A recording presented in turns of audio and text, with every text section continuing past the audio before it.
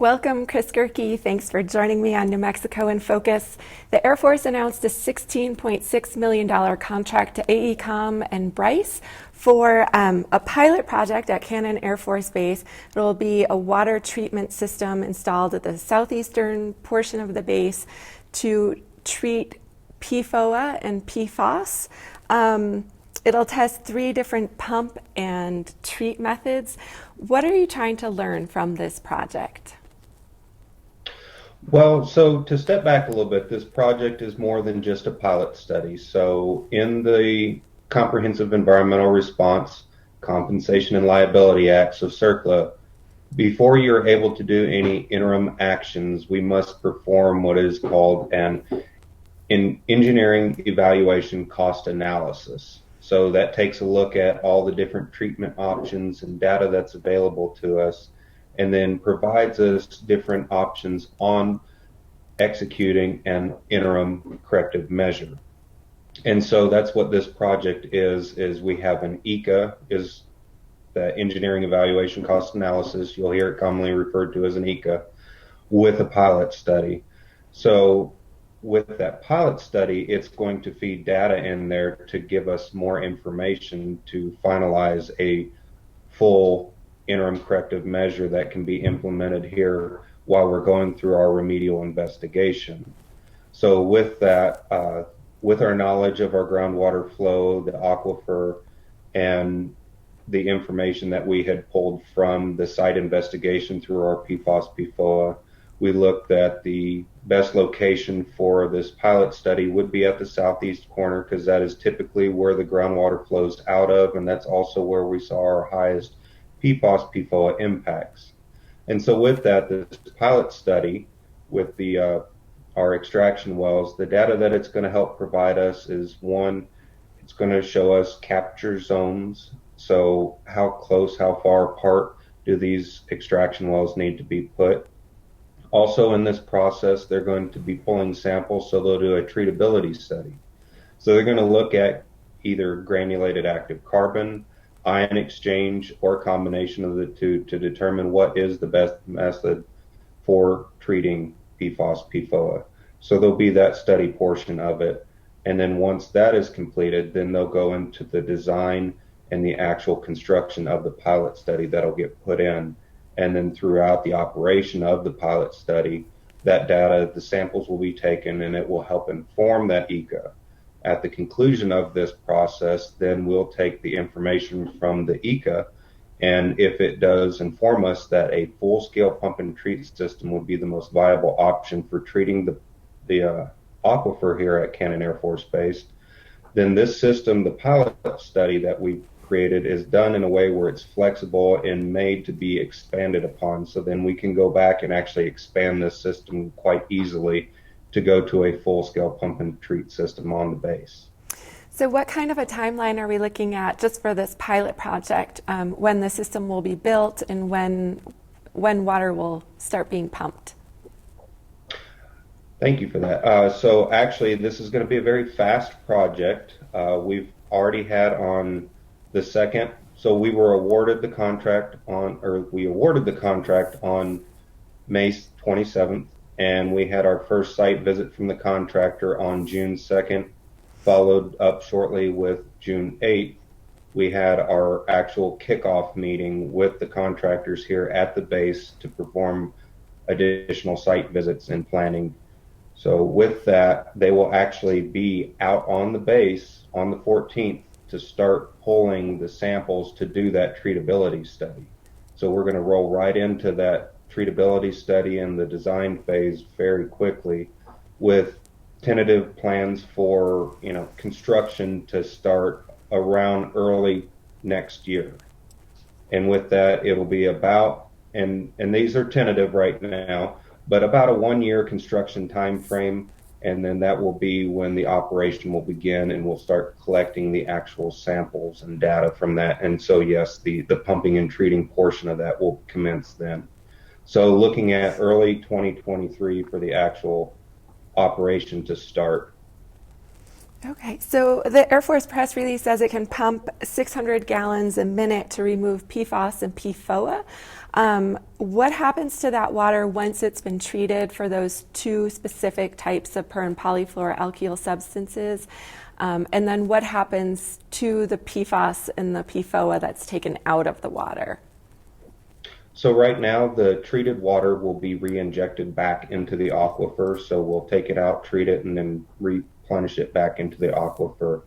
Right now, as far as the disposal of used filtration equipment, that will depend on where we're at in the regulatory process down the road because things are changing. So as new guidelines come out, that will affect how we handle that waste that's generated at that time. So whatever the current regulations are is what the Air Force will strictly follow. So if you find out that this pump and treat system works or one of these particular systems works better than others, is this something that you can tie into the larger water system, tie into the city of Clovis's water system? Kind of what's the future look like here?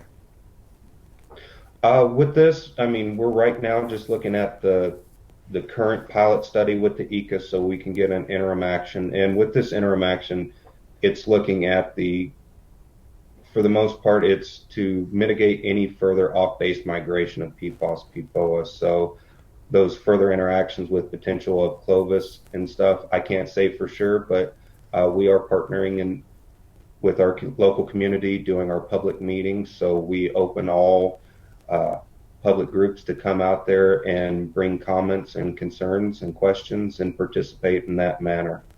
So you and I have talked in the past about a remedial investigation contract that was awarded, I think, last summer in August 2020. Can you give me an update on where that is, if that work has started yet, and what that remedial investigation is and how it ties into this pilot project? Absolutely. So with the remedial investigation, the last time we talked was we're going through the process of developing that work plan, and that'll have to go out for a 30-day regulatory review. We'll get that back and we'll incorporate those comments into it, and then we can finalize that and actually go commence field work. Right now, the field work was slated to start in October of this year. Right now, we are actually working to get that regulatory 30-day comment period going now. So we're a little ahead of the curve. So it just depends on how many comments we get and what it takes to incorporate those into the work plan and then finalize it.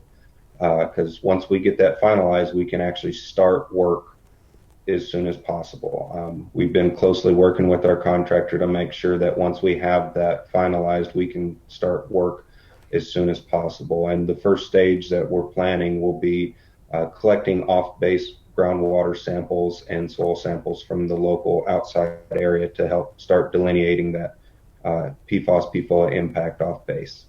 So there's a long lead time between the awarding of that contract and the development of a work plan and the implementation of the field work. The pilot project contract seemed to come together a lot more quickly. Can you talk about why that is and how that sort of thing happens? So it's a different process. With the RI, it was going through our normal mechanisms for acquisition, and with the work plan, it is a lot more in depth.